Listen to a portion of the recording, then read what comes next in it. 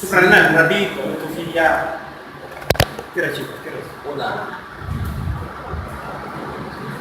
media. La glándula suprarrenal, parecido a la hipófisis, tiene un origen embriológico especial. La glándula suprarrenal tiene una corteza y tiene una médula. La región de la médula, chicos, no, todavía no. La región de la médula, chicos, no es sino la modificación del sistema simpático. Sí. No. Doctor, ya me rayó, ¿cómo es eso? La glándula suprarrenal, como su nombre indica, está por encima del riñón. ¿Está bien? Estructuralmente esta glándula tiene dos porciones, la parte interna y la parte de la corteza. La parte interna se conoce como médula de la glándula suprarrenal, que tiene un conglomerado de células. Estas células no son sino las segundas neuronas del sistema simpático. No puede ser, ¿verdad? Segundas neuronas del sistema simpático. Por lo tanto, su neurotransmisor, ¿cuál va a ser? La acetilcolina. Ah, no. Maldito sinvergüenza. Es la cotacalamina, muchacho. Catecolamina. O sea, doctor, que la médula de la glándula suprarrenal produce adrenalina y noradrenalina, claro. Lo que pasa que ha sido una modificación evolutiva.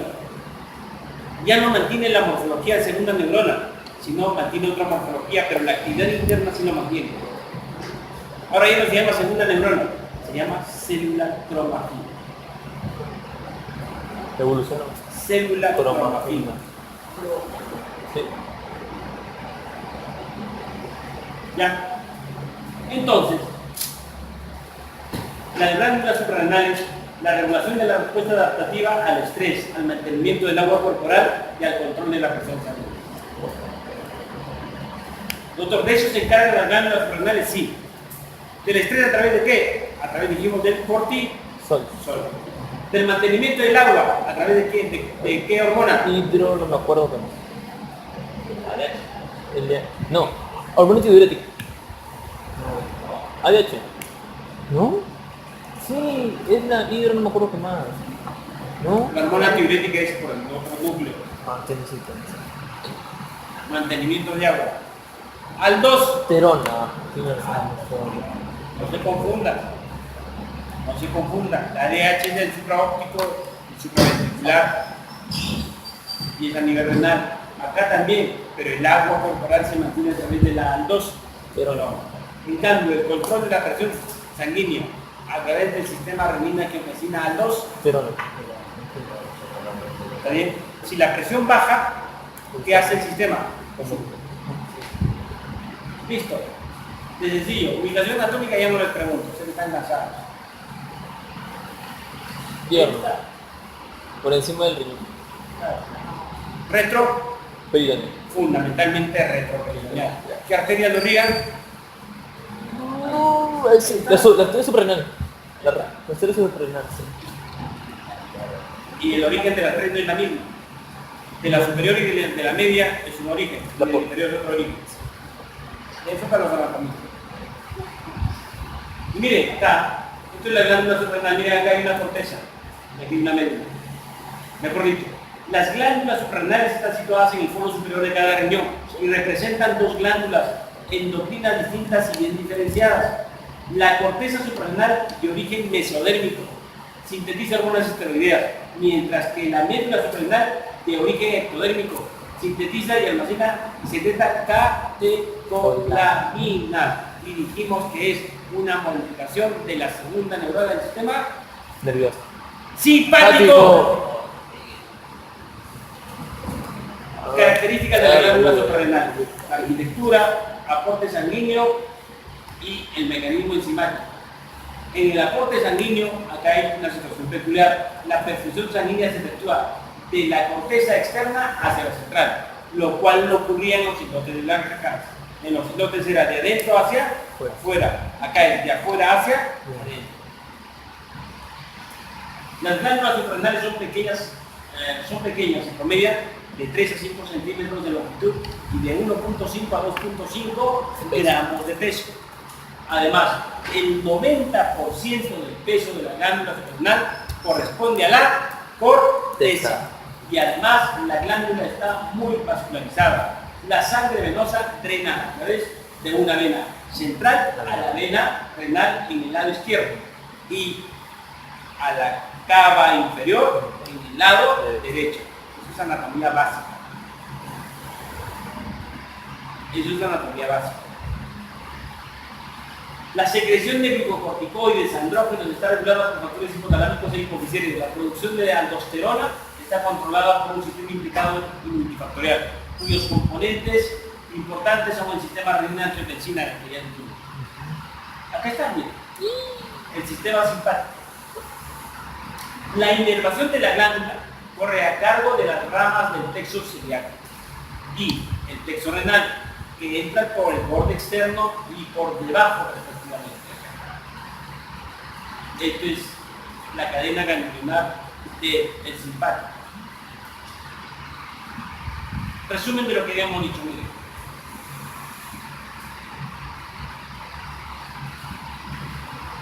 ¿Entienden esa anatomía? Más. ¿Entienden, bueno? Si lo explicas sería mejor. ¿Entienden? ¿Entienden la lámina? Con explicación sí. Miren, estas son hormonas de dónde? Del núcleo del Del hipotálamo. Del hipotálamo. Y se comunican por la eminencia media, que va a comunicar con la hipófisis. En la hipófisis hay receptores acoplados a la proteína G. O sea, la mayoría de los receptores son receptores acoplados a la proteína G. De ahí dos diferentes: los ionótropos y los metabotrópicos. Los metabotrópicos son los que actúan con proteínas G, ¿de acuerdo? Alfa, beta y gamma. En cambio, los ionótropos son los que actúan con apertura de canales. Entonces, en la hipófisis anterior va a haber receptores tirótropos, gonadótropos, corticótropos, somatótropos y lactótropos. O sea, doctor, todos ellos actúan con proteínas G, sí, todos con proteínas G. Lo que va a variar es el tipo de enzima o el tipo de proteína a la cual va a activar la proteína G. Por ejemplo, los tirótropos van a activar a la fosfolipasa C. Los gonadótropos van a inhibir la fosfolipasa C. Los corticótropos van a activar a la adenilato ciclasa. Los somatótropos puede depender de la relación que tienen. Puede inhibir o activar la adenilato ciclasa. Los lactótropos básicamente activan la fosfolipasa C. ¿Entendido? Listo. Ahora, lo que nos interesa a nosotros es esto de acá. Por ejemplo, los corticótropos lo que hacen es aumentar la actividad de la adenilato ciclasa para que a nivel de la hipófisis se produzca la ACTH.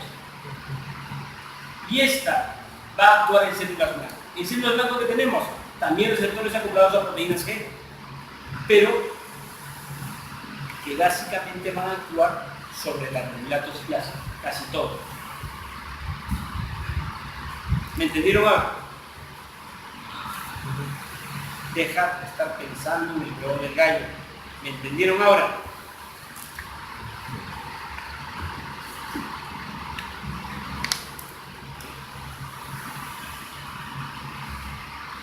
Miren, histológicamente, ya que el histólogos se han ido, histológicamente cómo se distribuye la médula y la corteza. En la corteza hay 3 capas, importantísimas. Dijimos que la irrigación era de afuera hacia adentro, ¿sí? Pero esta glándula suprarrenal está protegida por una cápsula. Esto es la cápsula. Y acá está, miren, la cápsula, la corteza y la médula. La irrigación de afuera hacia adentro. Efecto paracrino, de capa en capa. Primera capa periférica, la capa glomerular. La intermedia, fascicular. Y la que sigue, reticular. Y a continuación, la médula. En la médula ocurre el drenaje venoso. ¿Entendido? Listo. Capa glomerular, capa fascicular, capa reticular. Cada capa es responsable de producir un determinado grupo de hormonas. Entonces, la capa glomerular, ¿qué produce? Glucocorticoides. Representante de los glucocorticoides, el cortisol. La capa fascicular, ¿qué produce? Hormonas sexuales. Representante, la dihidroepiandrostenediona los andrógenos. La capa reticular, ¿qué produce? Adrenalina. ¿No? También produce hormonas esteroideas, andrógenos. La capa medular, ¿qué produce? Catecolaminas. Ahí está la corteza suprarrenal. Zona glomerular, fascicular, reticular. Lo mismo, mira. La capa glomerular, ¿qué produce? Mineralocorticoides. Representante, aldosterona. La capa o zona fascicular, ¿qué produce? Glucocorticoides. Representante, cortisol. La zona reticular, ¿qué produce? Hormonas sexuales, andrógenos y estrógenos. Y la médula, ¿qué produce? Catecolaminas. Irrigación periférica. Las arterias ingresan de forma periférica y drenan hacia las venas, que se ubican en la zona central. En porcentaje, distribución porcentual de esas capas, glomerular 15%, fascicular 75% y reticular 15%. Entonces lo que predomina en producción va a ser la fascicular. La fascicular que produce Sí, producido cortisol. La zona reticular se desarrolla en forma postnatal y puede reconocerse alrededor de los 3 años de edad. ¿Está bien? La zona reticular, o sea, la última capa, la capa más interna de la corteza, se desarrolla en forma postnatal y puede reconocerse alrededor de los 3 años.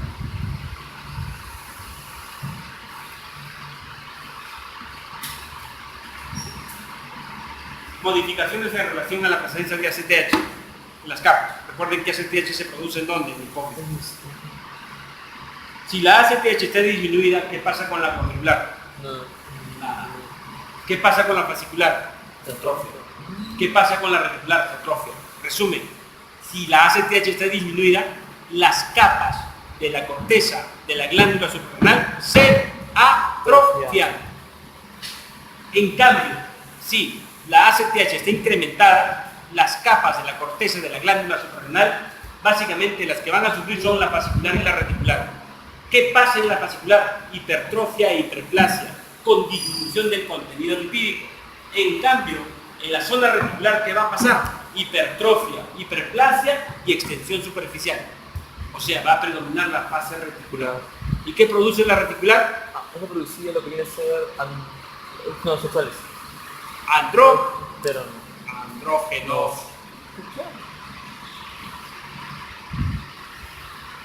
Estrogenes, esto ya vimos. Eso es bioquímico. Claro. Glomerular. Fascicular. Reticular. Estrógeno. El eje. Miren el eje. Hipotálamo, hipófisis, glándula. De hipotálamo a hipófisis hay 2 mecanismos de regulación. A través de la hormona liberadora corticótrofa y a través del VAP. Claro, VAP. ¿Qué es el VAP? Péptido vasoactivo. Vasopresina. Vasopresina. O vasopresina o antidiurético.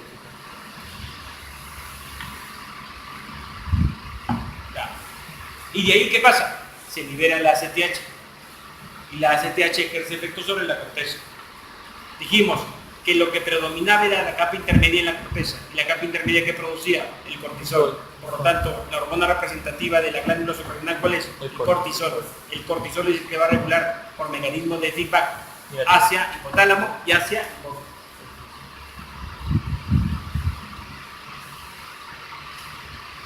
¿Qué estimula los núcleos hipotalámicos para estimular las células corticótropas? La alimentación, el dormir, el estrés, por ejemplo, estrés por una infección, trauma, linfoquina, cirugía, hipoglicemia, etc.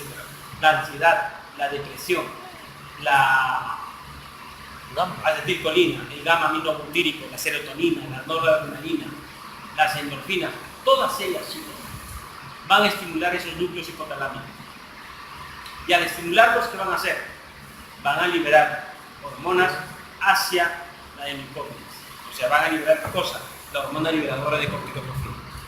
Los mecanismos de regulación de la liberación de esta hormona van a estar dados por estos. Y a partir de eso, conjuntamente con la vasopresina, dijimos, ¿cierto? Vasopresina, hormona antidiurética o péptido vasoactivo, es el mismo. La vasopresina también regula esta zona. Y a partir de eso se va a liberar la CTH que va a hacer efecto ¿en dónde? En la glándula suprarrenal. Y ahí que se produce, dijimos, cortisol, aldosterona y androstenediona. Cortisol, dijimos, regula el estrés. Aldosterona, dijimos, regula equilibrio electrolítico. La ACTH puede regular por asa corta también la liberación de hormona liberadora de corticotrofina. Feedback. El cortisol puede actuar a nivel de hipófisis e hipotálamo, a predominio de hipotálamo. Todo esto, chicos, va a tener una regulación por ritmo circadiano, por respuesta al estrés o por retrocontrol negativo. El ritmo circadiano básicamente es sobreimpuesto a la secreción episódica de día-noche de las condiciones del medio ambiente. El cortisol aumenta a las 3 a 5 horas de sueño. Por eso como mínimo tenemos que dormir 5 horas, 6 horas. O han tenido esa experiencia, aquellos que se han amanecido o han dormido una horita, ¿cómo están al día siguiente? Cansados, agotados, no tienen cortisol. Y piensan que tienen que ir a dormir. Ritmo circadiano de andrógenos, variabilidad individual, o sea, patrón de sueño, exposición a la luz, oscuridad, ingestas de alimentación, alteración de ritmo. ¿Cuándo se altera este ritmo circadiano? Cuando hay estrés físico, cuando hay estrés psicógeno, depresión, manía, enfermedad del sistema nervioso, cuando hay enfermedad o síndrome de Cushing, o lo que tienen ustedes en la semana de tecnología, consumo de alcohol, enfermedad hepática, enfermedad renal, o la ciproheptadina. O sea, el cortisol, que es la principal hormona de esta glándula, regula el sistema cardiovascular a través del sistema renina-angiotensina-aldosterona. Regula efectos inmunomoduladores y antiinflamatorios y también efectos metabólicos. Porque dijimos, ¿qué hacía el cortisol con la insulina? La inhibitoria. Claro, era antiinsulínica. Y si dijimos que la insulina era principalmente anabólica, entonces ¿qué pasaba? Es catabólica. Por lo tanto, regula efectos metabólicos. Todo está correlacionado.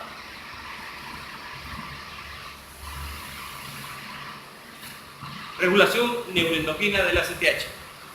Básicamente dijimos por estímulos pulsátiles. También por factores que estimulan la hormona liberadora liberadora corticotrófica. El estrés físico, lo que ya dijimos.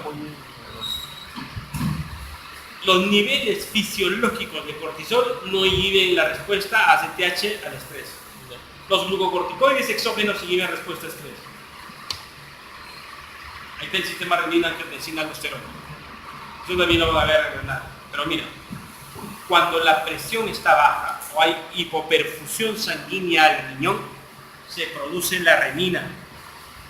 La renina estimula a que en el hígado se produzca el angiotensinógeno. El angiotensinógeno, en presencia de la renina, se convierte en angiotensina 2. Y la angiotensina 2 se convierte en angiotensina, la angiotensina 1 se convierte en angiotensina 2 gracias a la presencia del ECA. ¿Sí? El ECA o endotelio pulmonar, producida por los pulmones, va a convertir en angiotensina 2. Y esta es la que va a tener efecto en diferentes órganos.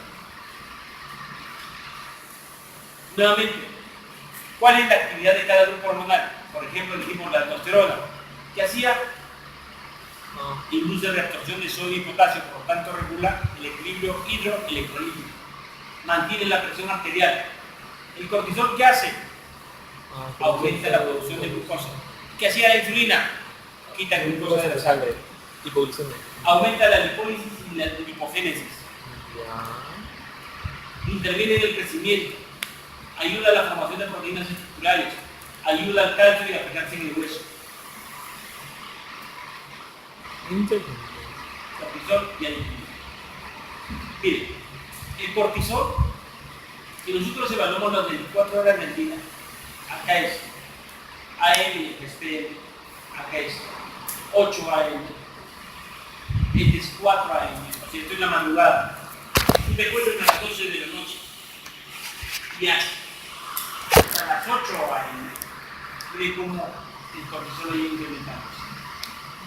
O sea, el cortisol se aumenta o aumenta solamente en la noche, a predominio de la madrugada. Y durante el día, el cortisol se va perdiendo. Por eso les decía ayer, una cosa es medir una hormona a las 4 de la mañana y otra cosa es medir la misma hormona a las 4 de la tarde. 4 de la mañana, está en franco ascenso. 4 de la tarde, aparentemente está al mismo nivel, pero está en descenso. Son cosas diferentes. ¿Está bien? Entonces el cortisol se produce a predominio de las primeras horas del día, en la noche. Por eso es que tenemos que dormir. ¿Qué sucede entonces? Cuando está incrementándose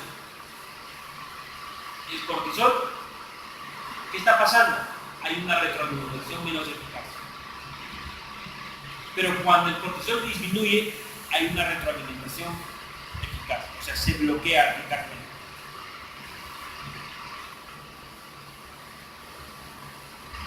Efectos de los glucocorticoides. ¿Qué hacen los glucocorticoides?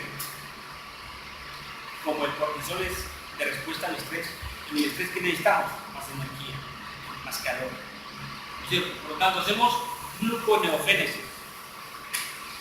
¿Está bien? ¿Qué más? Aumento de producción hepática de glucosa, necesitamos más calor.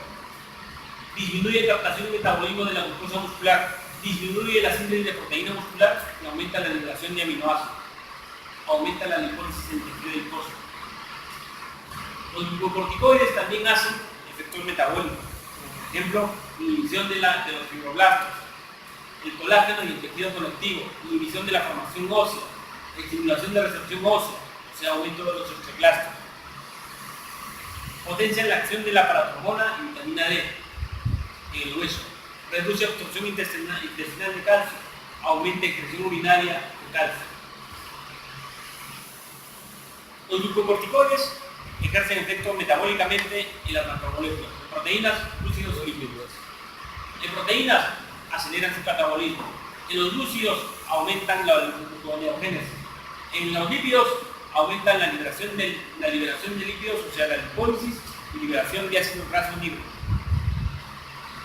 Aceleran el desarrollo de órganos fetales, inhiben el crecimiento de los niños, aumenta la liberación de polimorfos nucleares, disminuye los linfocitos, monocitos y dermatos. Pero miren, disminuye la migración de células inflamatorias a la lesión. Cuando uno está haciendo ejercicio, o cuando uno está estresado, o cuando uno juega, o cuando uno está jugando, se golpea y no siente nada ese rato. No. Después sí. ¿Por qué? Porque el cortisol está elevado. Y el cortisol elevado, ¿qué ha hecho? Disminuye la migración de células inflamatorias. Ese rato no sientes nada, no es muy claro. Dejas de jugar y recién ahí se empieza a inflamar, porque los niveles de cortisol han bajado. Y así, un montón de efectos en el sistema inmunológico. Hay que gráfico todavía.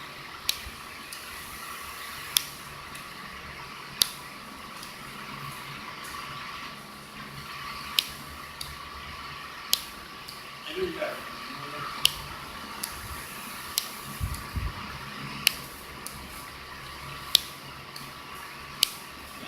Hablemos de la aldosterona. Acá la aldosterona sigue un gráfico. Acá. Esto se resume en esas diapositivas anteriores de los. Acá está la glándula. Acá está el ACTH. Dice, el déficit de ACTH no produce el déficit de aldosterona. ¿Por qué? Porque hay otros mecanismos de regulación. ¿Cómo así? La vía renina-angiotensina-aldosterona estimula la glándula. La concentración elevada de iones de potasio estimula la glándula. La hipovolemia también estimula, pero de manera indirecta. Y la disminución de iones sodio también estimula. O sea, hay varias rutas de estimulación de la glándula, sobre todo la corteza. ¿Cómo se da esto? Se libera la aldosterona y la aldosterona va a llegar hacia las células del nefrón, hacia las células tubulares del nefrón y específicamente solo al tercio externo del túbulo contorneado distal. Es ahí donde actúa la aldosterona. ¿Cómo así? La aldosterona tiene, como es una hormona liposoluble, su receptor va a estar intracelular hasta este receptor. Se acopla a su receptor y activa el efecto. ¿Para qué? Para generar una bomba sodio-hidrogenión. Ingresa sodio y sale hidrógeno. Primer mecanismo. Segundo mecanismo, aperturar canales de potasio. ¿Para qué? Para que ingrese potasio. Tercer mecanismo, aperturar canales selectivos de sodio. Cuarto mecanismo, disponer o la apertura o la actividad de la bomba sodio-potasio ATPasa. Saca sodio y mete potasio. Y finalmente, para la producción de ATP. 5 mecanismos que hace la aldosterona en la célula. El cloro, o el ion cloro, puede fácilmente atravesar esa célula y llegar hacia el vaso sanguíneo. El objetivo final es cómo estos iones modifican esta célula y cómo estos iones llegan a la sangre. Los andrógenos, principales andrógenos, ¿cuáles son? La D-hidroepiandrostenediona y los androstenediona propiamente dicho. Síntesis y secreción, zona reticular y vimos el colesterol. Solo comienza cuando madura la zona reticular, que es aproximadamente a los 5 o 9 años. Los andrógenos suprarrenales tienen una mínima actividad biológica, porque más es en el sistema nervioso. Son convertidos periféricamente en testosterona y hidrotestosterona. En varones, 5% de producción de la testosterona es por esta glándula. En las mujeres es el 40 al 65% de su testosterona que tiene, que en relación al varón es mínimo. Déficit y exceso de andrógeno. El déficit no produce ninguna consecuencia clínica. El problema es el exceso. En varones, pubertad precoz. En mujeres, virilización y masculinización. ¿Cómo le dicen a las mujeres que se virilizan? ¿Marimacha? Calvicie temporal, cuerpo de aspecto masculino, aumento de masa muscular, voz más grave, aumento de tamaño de clítoris, hirsutismo. La médula. ¿Cómo se llamaban células? Cromafinas. Cromafinas, que eran las productoras de hormonas. ¿De qué hormonas? Epinefrina. Básicamente, ¿dónde actúan? A nivel cardíaco, a nivel de vaso, a nivel de bronquios y a nivel de metabolismo. A nivel cardíaco, ¿qué hacen? Aumentan la frecuencia cardíaca. A nivel de los vasos sanguíneos, generan vasodilatación. A nivel de los bronquios, ¿qué hacen? Broncodilatación. A nivel del metabolismo, incrementan el metabolismo. Acá está lo que les decía, miren. Realmente las células cromafiles son células postganglionares del sistema nervioso simpático. Fisiopatología, rapidito. Síndrome de hiperfunción. Hidrocortisona, cuando hay exceso, síndrome de Cushing. Aldosterona, cuando hay exceso, hiperaldosteronismo. Desoxicorticosterona, síndrome, cuando hay exceso, síndrome adrenogenital hipertensivo. Los andrógenos, cuando hay exceso, síndrome adrenogenital, virilización, hirsutismo y oligospermia. Andrógenos, cuando está en incremento, tumores fertilizantes de suprarrenal. Insuficiencia es básicamente insuficiencia suprarrenal es cuando ya fisiológicamente la glándula no responde a producción de hormonas. Todas las patologías.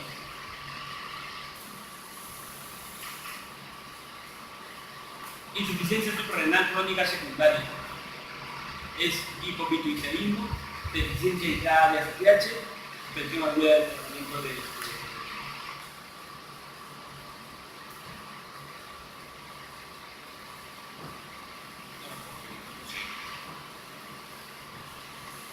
¿Qué pasa en la insuficiencia suprarrenal crónica?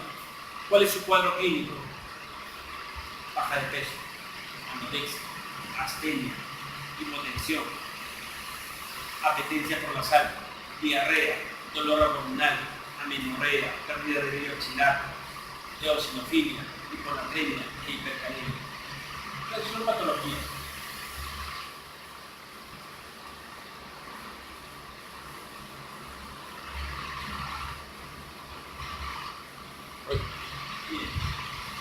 Ennegrecimiento del ano. Compare que está muy mal. Ya. La zona tenal y la zona hipotenal. Acá. No se notan los pliegues. Síndrome de Cushing. Cara de media luna.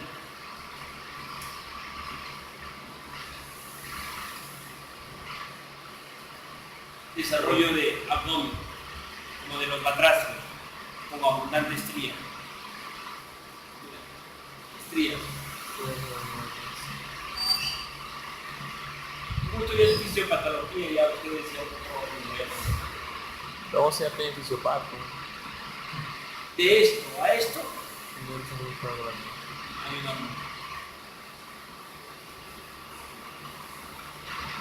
cortisol. terminando aquí. En 2 días.